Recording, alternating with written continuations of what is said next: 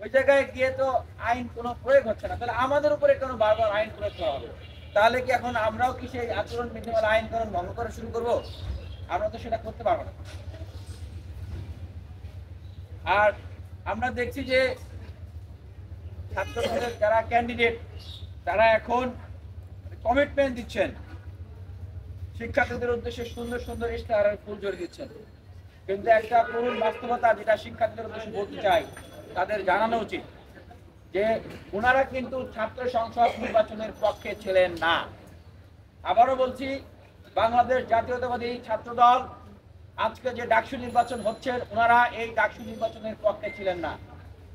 কিছুদিন আগেও যে মিটিং হয়েছে ডিসি স্যারের নেতৃত্বে, সেই মিটিংয়ে ছাত্রদলের কেন্দ্রীয় সভাপতি রাকিবুল ইসলাম রাকিব এবং সাধারণ সম্পাদক নাসির উদ্দিন, ওনারা সেখানে বলেছেন যে ডিসি স্যারের বাসভবনের সামনে কতিপয় ছাত্রছাত্রীরা বসে মব তৈরি করছে, রেজিস্ট্রার বিল্ডিং এর সামনে কতিপয় ছাত্রছাত্রীরা বসে মব তৈরি করছে।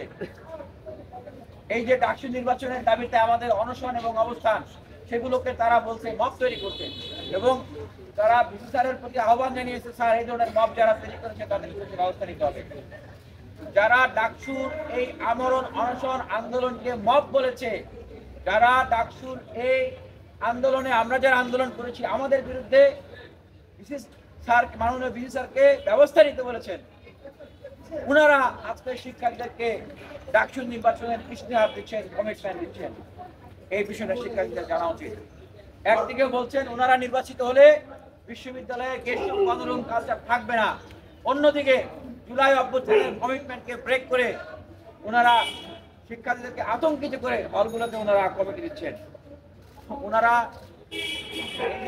ডাকসুর প্যানেল, সেই প্যানেলের সিদ্ধান্তই তো নিতে পারেন নাই, ওনাদের সিদ্ধান্ত অন্য জায়গা থেকে দেওয়া হচ্ছে। ওনারা কিভাবে আসলে বিশ্ববিদ্যালয়ের শিক্ষার্থীদের সিদ্ধান্ত নেবেন? আর আমরা দেখছি যে আরেকটা প্যানেলের জায়গা থেকে, ছাত্র শিবিরের জায়গা থেকে ওনারা বলছেন যে নিরাপদ ক্যাম্পাস ওনারা গড়ে তুলবেন, শিক্ষার্থীদের বিপদে শিক্ষার্থীদের পাশে থাকবেন। বিগত সময়ে যে লড়াই সংগ্রাম, প্রায় প্রতিনিয়ত হলে হলে নির্যাতন হইতো, নিপীড়ন হইতো,